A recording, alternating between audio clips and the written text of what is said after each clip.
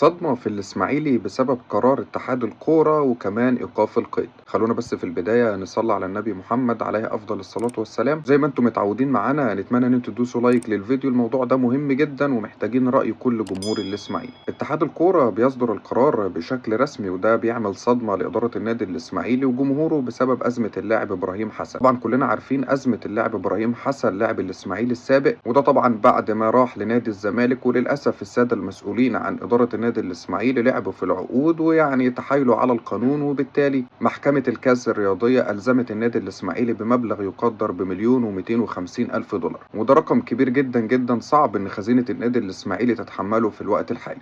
كمان اتحاد الكرة ألزم نادي الإسماعيلي بسداد غرامة تقدر ب30 ألف فرنك سويسري، وده بسبب الغرامة اللي جت من الفيفا على اتحاد الكرة بسبب إن هو تواطأ يعني مع النادي الإسماعيلي وما أعلنش العقوبة بشكل رسمي وما صدرش قرار بإيقاف القيد بحق. فالحقيقة موضوع صعب جدا. طبعا الجواب ده موجود في اتحاد الكرة تقريبا من شهر واحد، وللأسف الناس ما أعلنوش عن القرار إلا في الوقت الحالي، في وقت النادي الإسماعيلي بيفوق تحت قيادة المدير الفني الجديد وبيحقق الفوز الصعب على طلائع الجيش، وفرحة كبيرة جدا جدا من جمهور الإسماعيلي وتكاتف كل رجال الأعمال عشان يقدروا يدعموا الأتوبيسات والتذاكر لكل الجمهور. للأسف القرار بيصدر في توقيت صعب جدا جدا الحقيقة وغريب ومريب. طب ليه مثلا اتحاد الكرة ما أعلنش القرار من شهر واحد؟ فكده طبعا على مجلس إدارة النادي الإسماعيلي إن هو لابد إن هو يوصل لصيغة اتفاق مع إدارة نجوم المستقبل وإن الموضوع يتم حله بشكل كبير، لأن طبعا إحنا أكيد كجمهور للإسماعيلي مش هنتحمل إيقاف قيد لفترة تانية. كفاية إن النادي الإسماعيلي الموسم ده ما قدرش إن هو يدعم بصفقات وكان عندنا أزمات ومشاكل كتيرة جدا. فأعتقد إن في مهمة شاقة وطويلة جدا عشان يتم التفاوض مع إدارة نجوم المستقبل، وأتمنى إن بعض العقلاء يتدخلوا عشان يتم الموضوع وكمان يتم تسوية الموضوع مع إدارة نجوم المستقبل. موضوع صعب جدا وتوقيت أصعب مع النادي الإسماعيلي الحقيقة في ظل الأزمات المتلاحقة. عارف أنت اللي هو أنت مش قادر تشم نفسك، كل شوية بيظهر قرار للأسف بيكون ضد النادي الإسماعيلي. كلنا طبعا كجمهور للإسماعيلي فرحانين بعد الفوز على طلائع الجيش، ولكن القرار ده طلع صدم كل جمهور النادي الإسماعيلي الحقيقة. وبعدين تحس إن النادي الإسماعيلي عمال يدفع في غرامات وفلوس هو ملوش ذنب فيها، وإن الذنب والمسؤول فيها للأسف ناس مش مسؤولة وناس مش عارفة قيمة النادي الإسماعيلي وناس مش عارفة هي بتعمل إيه، وخلاص الناس دي قاعدة في بيوتها ومبسوطة وبتضحك وبتقضي رمضان. وللأسف إحنا كجمهور للنادي الإسماعيلي اللي بنشيل الهم ده في وضع صعب جدا جدا جدا الحقيقة. فزي ما قلت إن مجلس الإدارة قدامه مهمة شاقة إن هو يتواصل مع إدارة نجوم المستقبل وإن هو يتم تسوية الأمور بشكل عاجل جدا، لأن أكيد إحنا كجمهور مش هنستحمل إيقاف قيد مرة تانية. النادي الإسماعيلي بيعاني ولازم إن إحنا ندعم بصفقات قوية جدا. في غرامات كتيرة جدا في انتظار النادي الإسماعيلي، لازم مجلس الإدارة يتحد ولازم الناس تشوف حلول ولازم توصل لاتفاق مع كل القواضي اللي مرفوعة على النادي الإسماعيلي.